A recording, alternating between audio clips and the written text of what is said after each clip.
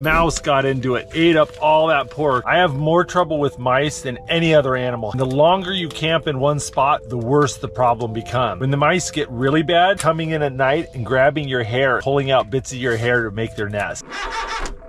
Car doesn't want to start, and it sounds like it's the battery. It's 0 degrees Fahrenheit right now, so I wouldn't be surprised if the battery's so cold that it just doesn't want to start. Make sure it doesn't overheat. I just need to raise the temperature of the battery like 20, 30 degrees. I don't need to boil it. All right, that's feeling warm. I'm gonna try to warm up the engine block and see if that helps. Warm, but it's not hot. Obviously, this is a little bit sketchy. Gotta make sure you don't catch anything on fire or melt any wires or anything. It's like a Cheech and Chong video in here. The smoke coming out.